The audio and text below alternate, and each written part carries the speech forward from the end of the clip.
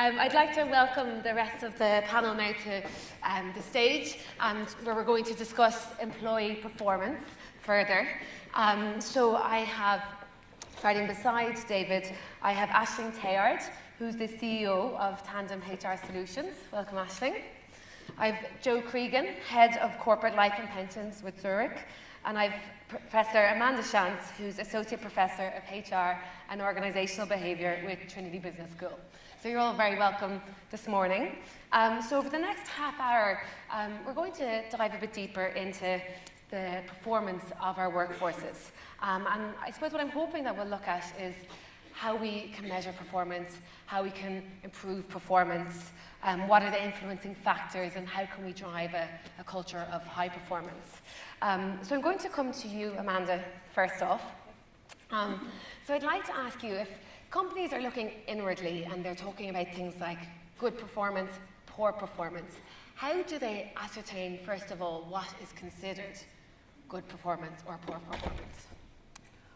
Well, it's a really good question, because a lot of the dashboards, a lot of the algorithms are only as good as the data that you put into them. So how you go about measuring performance is really important. So those sorts of tools, going back to basics of HR, which is job analysis. How do we know what good performance means and what good performance is within a particular role?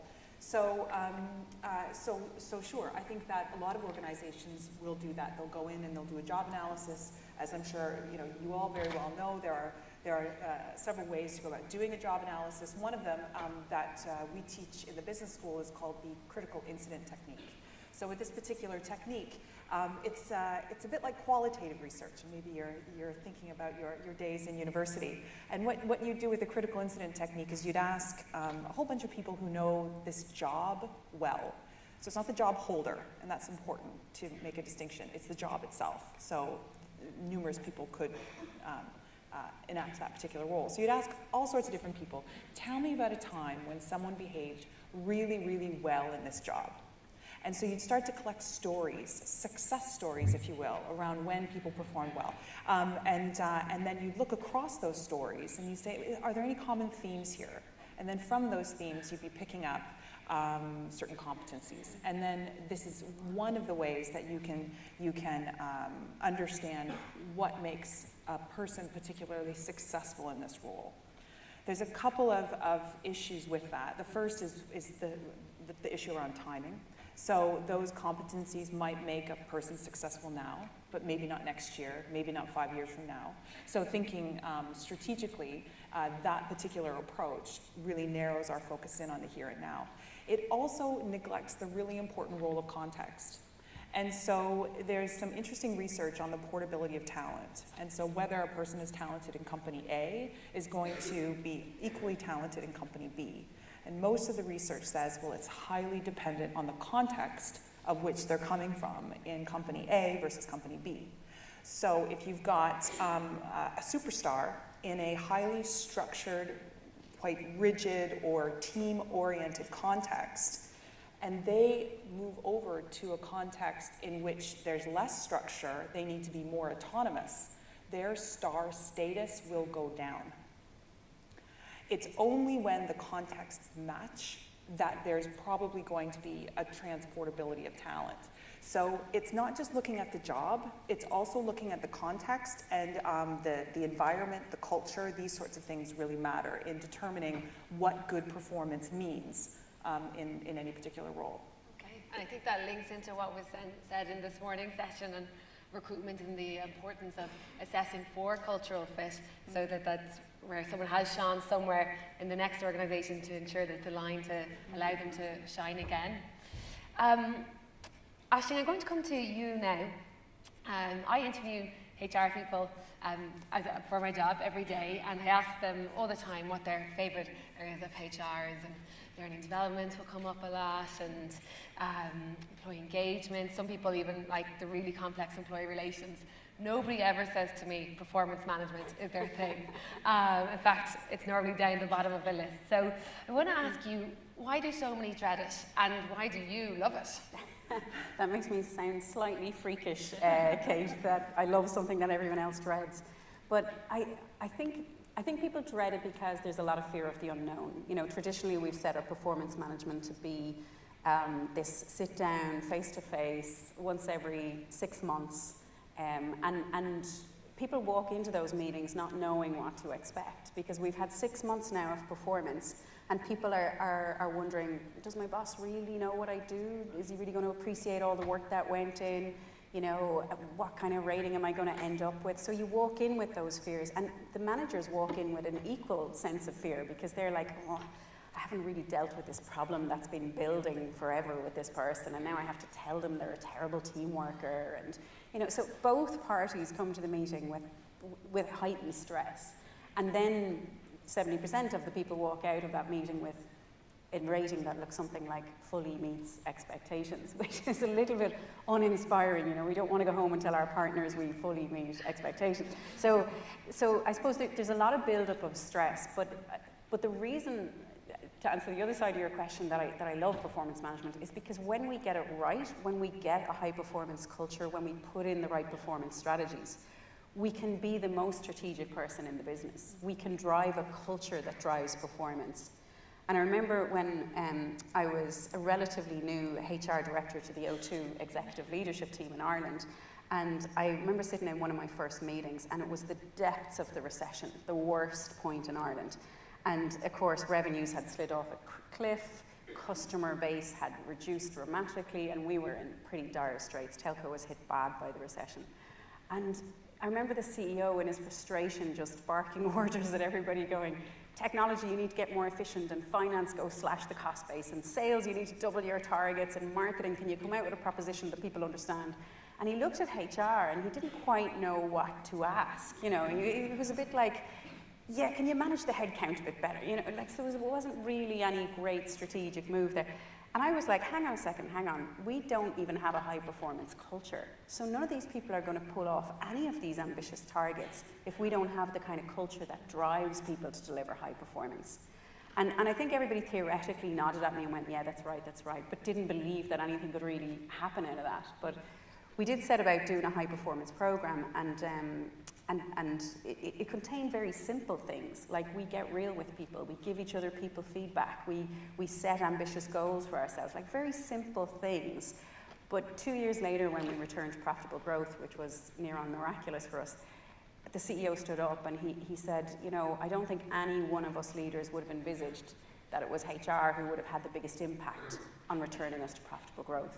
Because that's the influence HR has. We have the ability to create an environment where people can drive performance. And we've got the best job in the boardroom, because it's people who drive sales, and it's people who drive marketing, and people who drive technology, and we can drive them. So I think you can have the biggest impact on the bottom line through performance management, which is why I suppose I kind of love it. It's the heart of HR for me. Brilliant. And Joel, follow on from that to you then. So as a non-HR business stakeholder, I'm sure HR people within the room can relate to the difficulty sometimes of getting the buy-in of the business to, even when there is structured kind of performance management, to do it, to for want of a better word. So what's been your experience in terms of interacting with HR, both from conducting reviews yourself or being on the other side of it, and have you always been an advocate of performance management, or has your opinion changed over the years? I have to say I completely agree with everything that Aisling just said there. I mean, there's no doubt about it that you know, HR can drive sales as much as anybody else. Interesting, about 5 years ago, just to put it in context, we're a very large global company. We've got 55,000 employees worldwide, so the things that David showed earlier, we have all those tools, and we get them from the group, and obviously then we have to localise them. And I think up to about 5 years ago, we probably took a view as this was a bit of a tick box exercise. We have to go through the performance management, all of that sort of stuff. But actually 5 years ago, we actually decided to sit down and have a culture workshop. To be honest, a lot of people were probably a bit cynical about it, including myself. Not sure the workshop was particularly exciting or anything, but it did bring about, it was a catalyst for a lot of change. And two things happened actually. One was we recognised that there was a lack of diversity management team. And Aisling would probably be very surprised to hear that actually there was nobody on the management team actually who had responsibility for HR. Now that's for a company basically that spends most of its money as a service company on its employees. And if you are going to, sweat those assets, you would have thought that there should be somebody there. So that was the first point. There was also a lack of diversity, which is probably why there was nobody from HR there, because we're a very regulated entity. You have a lot of, and apologies to any actuaries in the room, but you have a lot of technical actuarial people sitting at the management table. So that meant we didn't have anybody representing the staff, but equally there was a disconnect between senior leadership and employees. So out of that workshop, as I say, whatever, I'm not sure the workshop really was great in itself, but what it did was it made us think about how we run the business. And we've done a lot of things since then. And one of the things that's been happening recently, and particularly around the performance management, is actually try and give ownership to the appraisee rather than the appraiser. So it's up to them, and it is actually for them, to go and seek feedback. And not in a formal way either, because it has always tended to be very formal. So we're trying to make it more informal, that you should have, rather than having 2 formal meetings a year, one after the end, every 6 months, that effectively you have 4 informal ones during the year, one of which is your objective setting, and you're giving constant feedback. And, that's proved to be, proved overall engagement. And what's happened, our business, I'd say, in the last number of years, is we've actually organically grown our business to be the 2nd largest in the market. So it definitely, I'm a huge advocate of HR sitting at the management table, and from my experiences dealing with other companies, given the products that we actually provide, I'm always much more comfortable dealing with HR rather than finance functions, because actually they're probably more likely to be engaged and to want to do the right thing by their employees. Okay, so if anyone in the room has any difficult business stakeholders, non-HR, they can talk to you and you'll win them round to the HR agenda.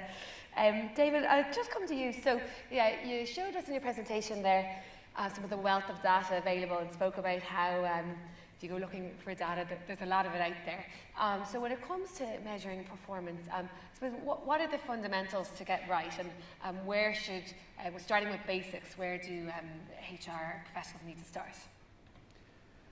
Well, I think the best things you can find are whatever are meant to be the things that are called the KPIs, so the performance metrics that the business would tend to care about for either groups, teams, business units, or individuals. Because if you can in some way find things that are behavioural or connected to values, or their capabilities or competencies, or whatever you would call them, that can be locked onto those, and you're able to get some provable connection between those things, or the interconnect, you're probably in business then, because then you can start to try and come up with some hypotheses or gather some data around which attributes within the persons who might hold those roles and differences within those groups, people who tend to perform better on them. And then you can start to use that to wire your training, your development, your hiring processes.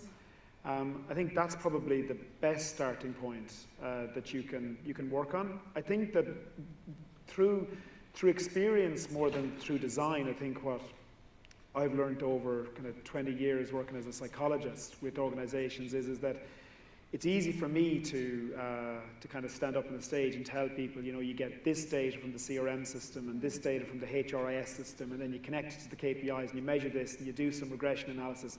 Most people find it really difficult to cope with how can you organize to be able to do that. So I think probably a good way to think about it is that if you're trying to learn how to do it, you should probably pick a job to start with that's really easy to get metrics on. So like if you're a beginner in it, you could pick a job that's like in sales or customer service, or one where you have high absenteeism. So it mightn't be the biggest deal ever to the company, but it allows you to cut your teeth and prove you're able to run this type of A/B testing and run a business experiment to show a business impact around quality or productivity or user experience. And if your business does not have these types of roles where you can get these kind of metrics, like if you work in government, for example, or in a hospital, or sometimes it can be tricky, is that every organisation has managers. And I think it's interesting to start with groups of where people are people managers. And every organisation has some kind of data that's to do with engagement or staff satisfaction or something. And trying to work out the relationship between even management and the performance of teams or engagement of teams, or people in their teams, do they tend to get promoted more or stay longer? You would be able to get that data. And you don't need to necessarily connect that to economic outcome. But in general, most organisations would value understanding what makes for effective people management. Yeah. And most HR people are interested in that too themselves. So I think that's two places to start, I think. I think linking into what Amanda said, where it's not so easy to find the metrics, that's where it might be a bit more timely, but having the qualitative conversations and doing the qualitative research is going to be really fundamental to kind of ascertaining getting the kind of the most relevant information to ascertaining good performance in those areas. An everyday coaching culture, so shifting away from, we've got the structured performance management. We're not going to throw that away overnight, and nor should we, because what will we be left with, and how do we know that everyday coaching is taking place? So I'll open this to all of you then. If we recognise that increased feedback is becoming the new normal, how do we encourage this everyday coaching culture? Well, I think if you want a really strong coaching culture, you have to be really clear. It sounds so basic, but you have to be really clear with your managers that that is what you expect from them. You do expect them to become great coaches, but you're going to give them the tools to support them. But as well, you have to be able to, similar to what Amanda was saying, I think you have to be able to manage it. And I think traditionally, maybe in HR, we've relied heavily on employee survey results or 360s. And while they have their place, they only capture a moment in time. And I think we all know they can be some way manipulated as well by clever managers. So I think if you want a great coaching culture, the first thing is to be really clear that that's what you want. And then the next thing is to kind of create an environment where continuous feedback can happen. And we've got to train our managers not on just how to give the great high fives, because I think our managers are quite good at recognizing and praising, because that's kind of the easy stuff. But how do you have those conversations that are more growth oriented? That is like, you know what, you're great at, you know, ideas at the team meeting, but you'd be even better if you'd work on your team working skills. You know, those conversations are harder to have, but we have to help our managers have them. And then we have to think about how does that land in that environment. I remember a sales manager coming up to me, and she loved the whole idea of coaching, and she was really kind of keen on becoming a great coach over time. And she said, I really want to be a great coach, and I'm really on board with this, but I don't see my people from one end of the day to the next. You know, they're on the road, they're at client sites. I mightn't see Johnny for like 3 weeks. So how do I be a great coach when I don't have that? And I think that was a moment that sparked for me, you know what, we can use technology to support people to be great coaches. We can use technology to accelerate feedback, which is one of the sort of sources of inspiration for Tandem.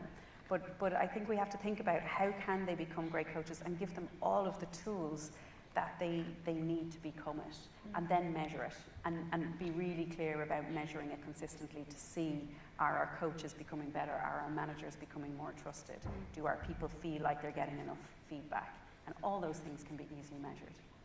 And if we increase the levels of feedback, are there any risk areas? Are there downsides to people getting more feedback, or is the feedback always trusted by the recipients of the feedback? I think there's a lot of danger in potential danger. I shouldn't say, you know, there's this image of an alligator behind me, but the alligator. I think that there's danger in holding what was just said simultaneously. So on the one hand, we want to have a culture of sort of engagement and feedback and coaching and like really caring about people and really caring that they're going to develop.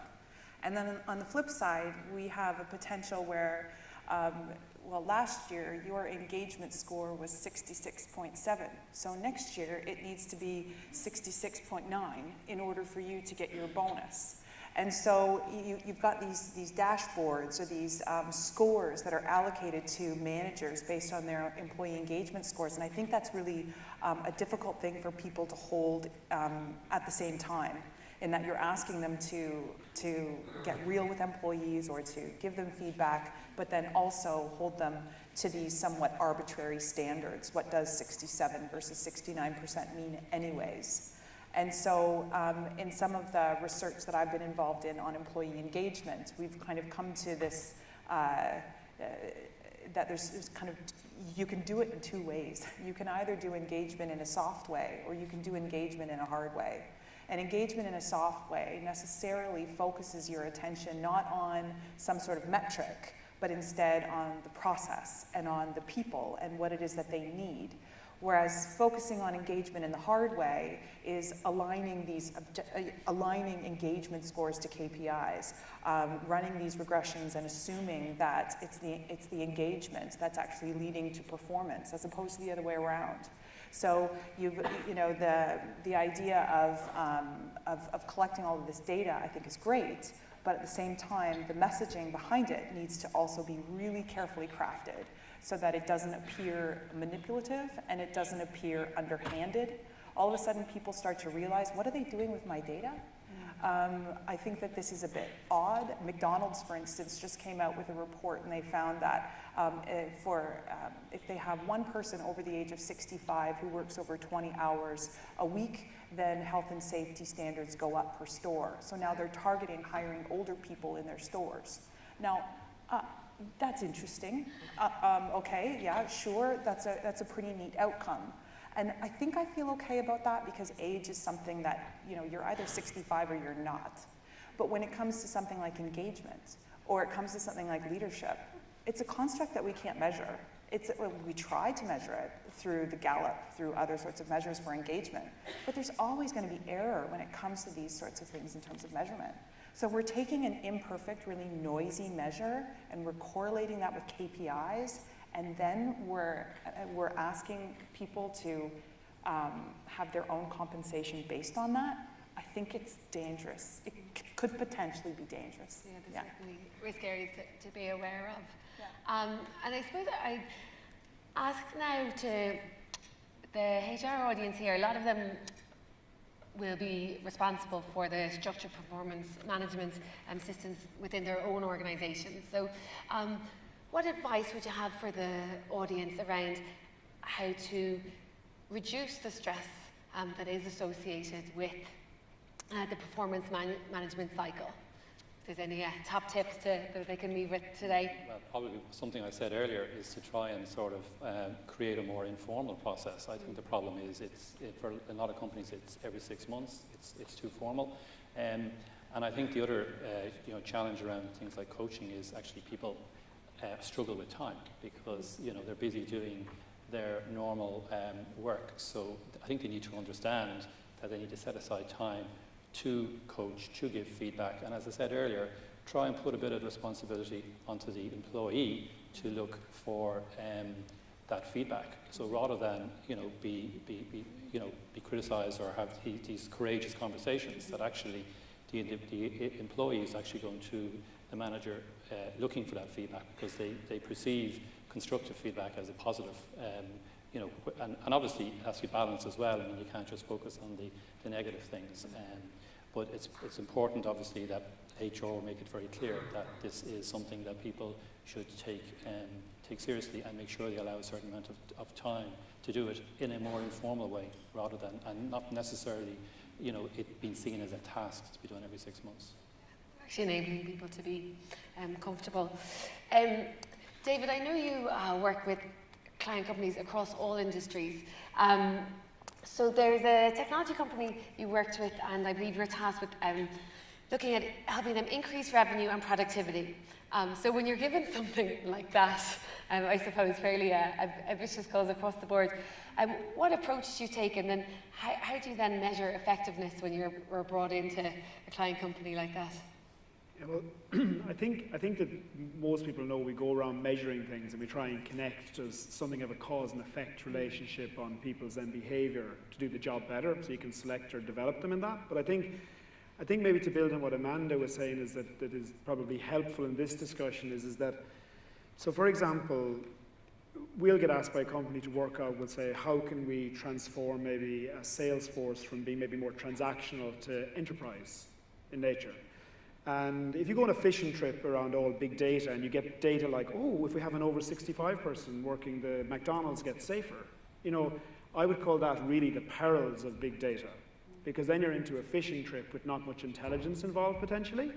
And then then before you know it, you're into the murders in New York and the ice cream eating, which anyone who reads Malcolm Gladwell book will know about. Like, and obviously eating ice cream has nothing to do with murdering people, usually, unless the queue is very long.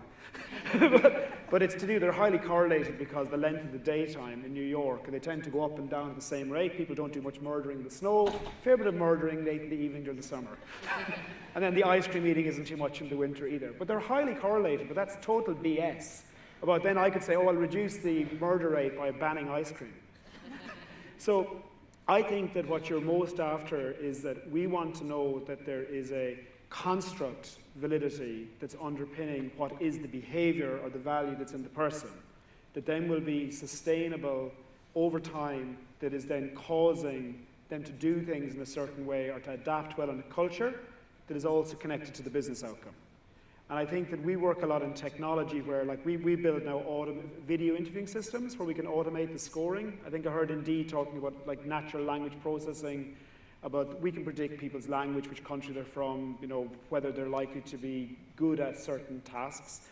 But you pick up so much data that's just random. The real challenge is making sure there is something fundamentally useful about what is causing a person to be that way, rather than just going around measuring everything.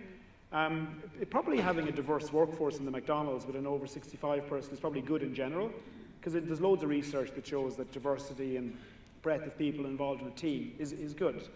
But just randomly saying we're going to get a pile of older people and that'll make the whole place safer, like that is probably, hopefully that would be true. But that type of statement is probably prone to a lot of error. So we would try and get our clients to think about why they think that's happening, as opposed to just saying we found a correlation.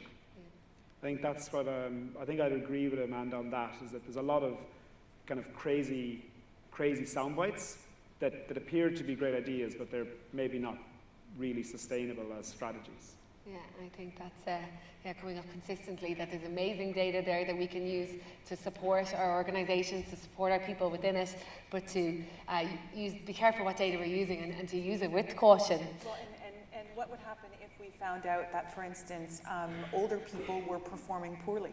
Or what if we found out that women weren't as good at their job, however we measure job performance, than men? What do we do then with that data? Right? We open the door to, you know, to giving messages that people, maybe we don't want to hear ourselves, or other people don't want to hear. And so if we give the same level of you know, how would you deal with a message like that in your organization, like in your consulting? Like, that's a really, you know, big problem. Well, Amanda's asking the questions now. But yeah, I suppose that's it. When, like David was saying, when sound bites do come out, that it's, are we suddenly going to make these rash decisions on the basis of statistics that come up? So I suppose that's where with HR and have to work collaboratively with the business leaders to look at, okay, there could be various reasons for these results coming out, and delving deeper to get kind of further into those areas.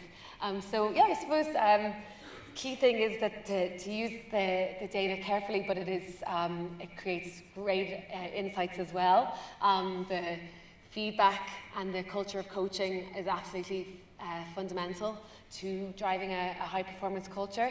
And I suppose from what Joe said as well, the involvement of the non-HR and HR working together, that if we can get the buy-in of the business, that's going to be key as well, and getting them involved in the processes as well is going to get greater buy-in for whatever the initiative is, if it is specifically within performance management.